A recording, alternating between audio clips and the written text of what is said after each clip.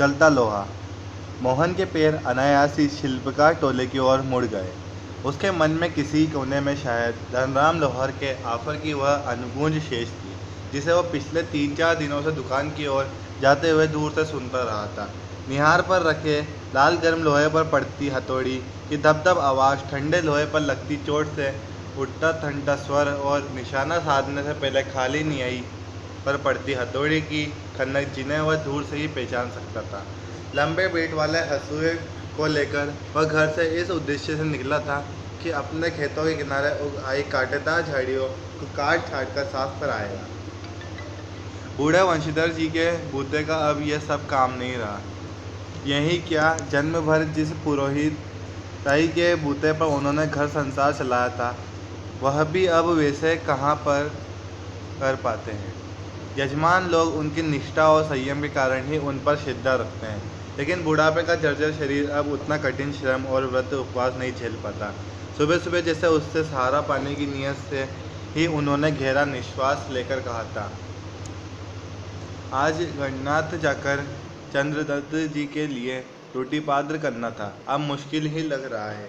यह 2 मील की सीधी चढ़ाई अब अपने बूते की नहीं, एकाएक ना भी नहीं कहा जा सकता। कुछ समझ में नहीं आता। मोहन उनका आशय न समझता तो ऐसी बात नहीं, लेकिन पिता की तरह ऐसा अनुष्ठान कर पाने का न उसे अभ्यास ही है, न ही वैसी गति। पिता की बातें सुनकर भी उसने उनका भार हल्का करने का कोई सुझाव नहीं दिया।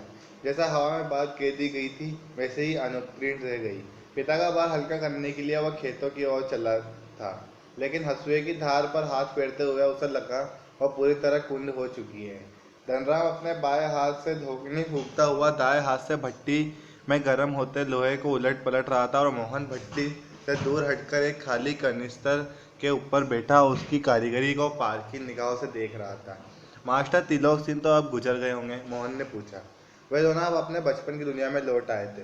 धनराम की आंखों में एक चमक सी आ गई। वह बोला, मास्टर साहब भी क्या आदमी थे लला, अभी पिछले साल ही गुजरे। सच कहूँ, आखिरी दम तक उनकी छड़ी का डर लगा ही रहता था। दोनों को हो कर हंस दिए। कुछ क्षणों के लिए वे दोनों ही जैसे किसी बात पे हुई दुनिया में लौटे। गोपाल सिंह की दुकान से हुक्के का आखिरी कश खींचकर त्रिलोक सिंह स्कूल की 4 दीवारी में उतरते हैं। थोड़ी देर पहले तक धमा चौकड़ी मचाते, उठा पटक करते और बांज के पेड़ों की टहनियों पर झूलते बच्चों को जैसे सांप सूंघ गया है, कड़े स्वर में पूछते हैं, प्रार्थना कर ली तुम लोगों ने? ये जानते हुए भी यदि प्रार्थना हो गई होती तो गोपाल सिंह की दुकान तक उनका समवेत स्वर पहुंचता ही। त्रिलोक सिंह घूर घूर कर एक एक लड़के को देखते हैं, फिर वही कड़कड़ार आवाज, मोहन नहीं आया आज? मोहन उनका चहेता शिष्य था, पुरोहित खानदान का कुशाग्र बुद्धि का बालक, पढ़ने में ही नहीं गायन में भी बेजोड़। तीनों सी मास्टर ने उसे पूरे स्कूल का मॉनिटर बना रखा था। वही सुबह सुबह है प्रभु आनंद दाता ज्ञान हमको दीजिए का पहला स्वर उठाकर प्रार्थना शुरू करता था। मोहन को लेकर मास्टर तीनों सिंह को बड़ी उम्मीद थी। कक्षा में किसी छात्र को कोई सवाल न आने पर वही सवाल वे मोहन से पूछते और उसका अनुमान सही निकलता। मोहन ठीक ठीक उत्तर देकर उन्हें संतुष्ट कर देता, और तब वे उस फिसड्डी बालक को दंड देने का भार मोहन पर डाल देते। पकड़ इसका कान और लगवा इससे 10 उठक बैठक, वे आदेश दे देते। धनराम भी उन अनेक छात्रों में से एक था जिन्हें त्रिलोक सिंह मास्टर के आदेश पर अपने हमजोली मोहन के हाथों कई बार बेंट खाए थे या कान खिंचवाए थे। मोहन के प्रति थोड़ी बहुत ईर्ष्या रहने पर भी धनराम प्रारंभ से ही उसके प्रति स्नेह और आदर का भाव रखता था। इसका एक कारण शायद यह था कि बचपन से ही मन में बैठा दी गई हीनता के कारण धनराम ने कभी मोहन को अपना प्रतिद्वंदी नहीं समझा, बल्कि वो ऐसा मोहन का अधिकारी समझता रहा था। बीच बीच में त्रिलोक सिंह मास्टर का यह कहना कि मोहन एक दिन बहुत बड़ा आदमी बनकर स्कूल का और उनका नाम ऊंचा करेगा, धनराम के लिए किसी और तरह से सोचने की गुंजाइश ही नहीं रखता था। और धनराम व गांव के दूसरे खेतियार या मजदूर परिवारों के लड़कों की तरह किसी प्रकार तीसरे दर्जे तक ही स्कूल का मुंह देख पाया था। तीनों सिंह मास्टर कभी कभार ही उस पर विशेष ध्यान देते थे। एक दिन अचानक ही उन्होंने पूछ लिया, धनुआ 13 का पहाड़ा सुना तो? 12 तक का पहाड़ा तो उसने किसी तरह याद कर लिया था, लेकिन 13 का ही पहाड़ा उसके लिए पहाड़ हो गया था। 13 एकम 13, 13 दूनी 24 सटा एक संटी उसकी पिंडलियों पर मास्टर ने लगाई थी कि वह टूट गई। गुस्से में उन्होंने आदेश दिया, यहाँ नाले से एक अच्छी मजबूत संटी तोड़कर ला, फिर तुझे 13 का पहाड़ा याद कराता हूँ। तीनों से मास्टर का यह सामान्य नियम था, सजा पाने वाले को ही अपने लिए हथियार भी छुटाना होता था। और जाहिर है बलि का बकरा अपने से अधिक मास्टर के संतोष को ध्यान में रखकर टेने का चुनाव ऐसा करता जैसे वह अपने लिए नहीं बल्कि किसी दूसरे को दंडित करने के लिए हथियार का चुनाव कर रहा हो। तनाव की मद बुद्धि रही हो या मन में बैठा हुआ डर कि पूरे दिन घोटा लगाने पर भी उसे 13 का पहाड़ा याद नहीं हो पाया था। छुट्टी के समय जब मास्टर साहब ने उसे दोबारा पहाड़ा सुना तो कहा तो कि तीसरी सीढ़ी तक पहुँचते पहुँचते वह फिर लड़खड़ा गया था।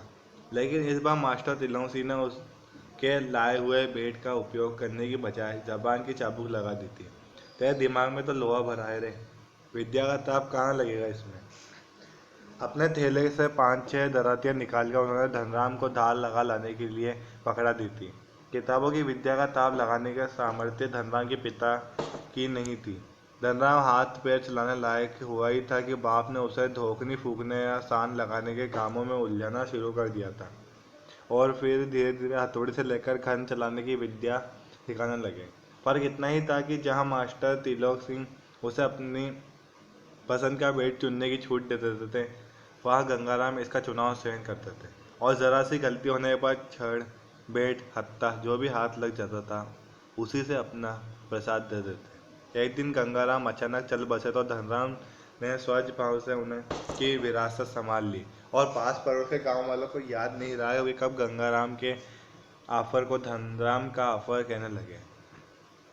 प्राइमरी स्कूल की सीमा लांघते ही मोहन ने छात्रवृत्ति प्राप्त कर त्रिलोक सिंह मास्टर की भविष्यवाणी को किसी हद तक सिद्ध कर दिया तो साधारण हैसियत वाले यजमानों की पुरोहिताई करने वाले वंशीधर तिवारी का हौसला बढ़ गया और वे भी अपने पुत्र को पढ़ा लिखाकर बड़ा आदमी बनाने का स्वप्न देखने लगे।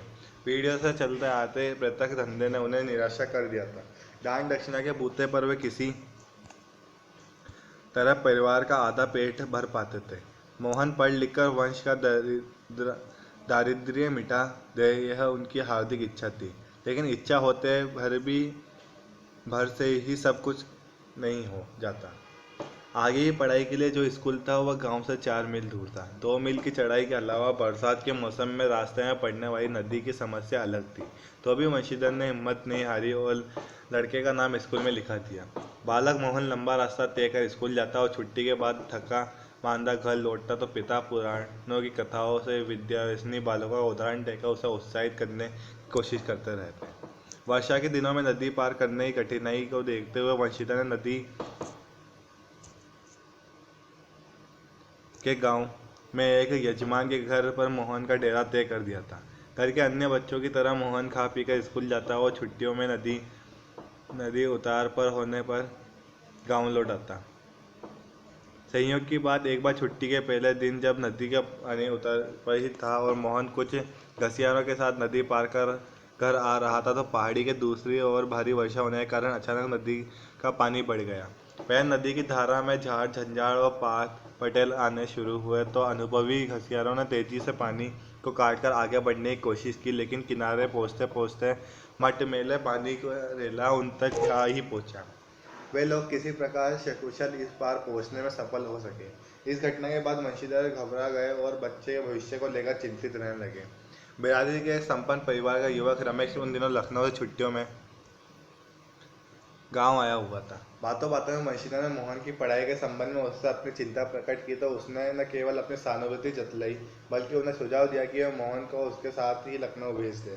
घर में जहाँ 4 प्राणी है, एक और बढ़ जाने से कोई अंतर नहीं पड़ता, बल्कि बड़े शहर में रहकर वो अच्छी तरह पढ़ लिख सकेगा। वंशीधर की जैसे रमेश के रूप में साक्षात भगवान मिल गए थे। उनकी आंखों में पानी छलछलाने लगा। भरे गले से वे केवल इतना ही कह पाए कि बिरादरी का यही सहारा होता है। छुट्टियां शेष होने पर रमेश वापस लौटा तो माँ बाप और अपनी गांव की दुनिया से बिछड़कर सहमा सहमा सा मोहन भी उसके साथ लखनऊ पहुंचा। अब मोहन की जिंदगी का एक नया अध्याय शुरू हुआ। घर की दोनों महिलाओं जिन्हें वह चाची और भाभी कह कहकर पुकारता था, का हाथ बटाने के अलावा धीरे धीरे वह मोहल्ले की सभी चाची और भाभीयों के लिए कामकाज में हाथ बटाने का साधन बन गया। मोहन थोड़ा दही तो ला दे बाजार से, मोहन के कपड़े धोबी को दे, आज मोहन 1 किलो आलू तो ले आ दे। औसत दफ्तरी बड़े बाबू की हैसियत वाले रमेश के लिए मोहन को अपने भाई बिरादरी बतलाना अपने सम्मान के विरुद्ध जान पड़ता था, और उस घरेलू नौकर से अधिक हैसियत वह नहीं देता था। इस बात को मोहन भी समझने लगा था।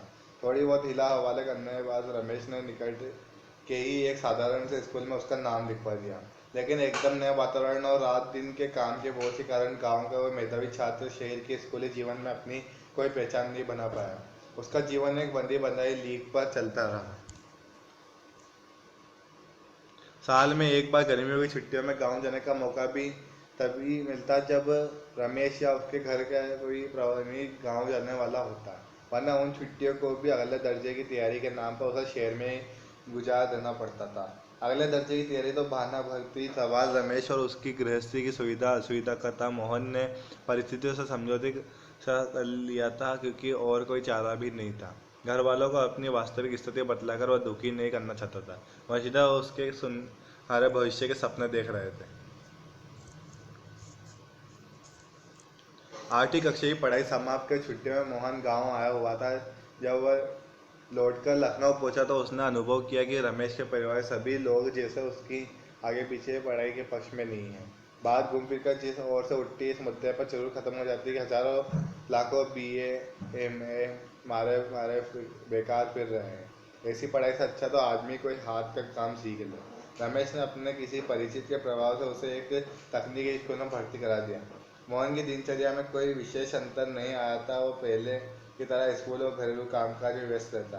धीरे धीरे 1.5-2 वर्ष का ये समय भी बीत गया और मोहन अपने पैरों पर खड़ा होने के लिए कारखानों और फैक्ट्रियों के चक्कर लगाने लगा।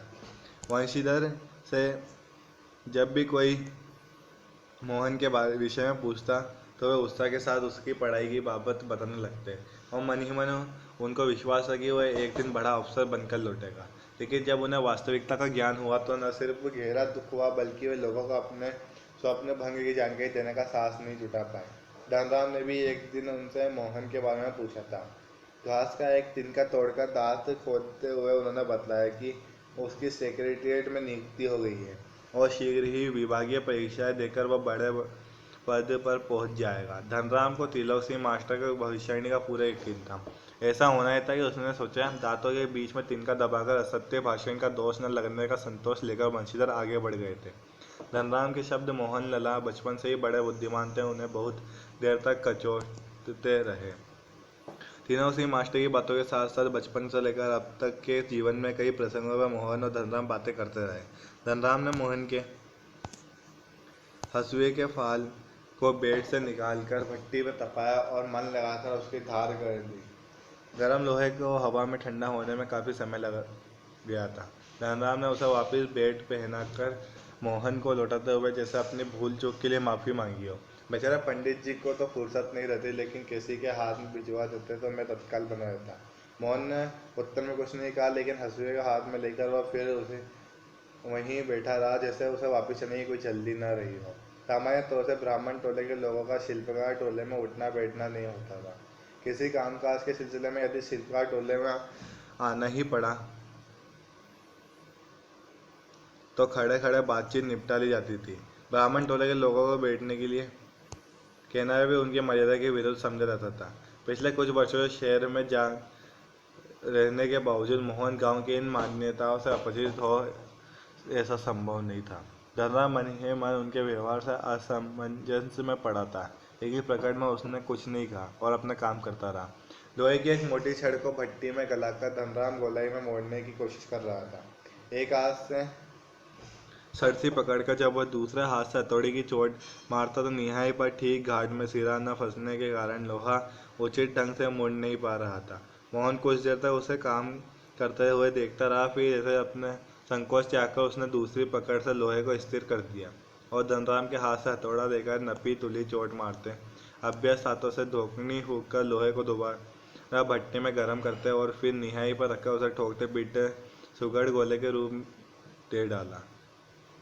मोहन का हस्तक्षेप इतनी फुर्ती और आकस्मिक ढंग से हुआ था कि धनराम को चूक का मौका ही नहीं मिला। वह अवाक मोहन की ओर देखता रहा। उसे मोहन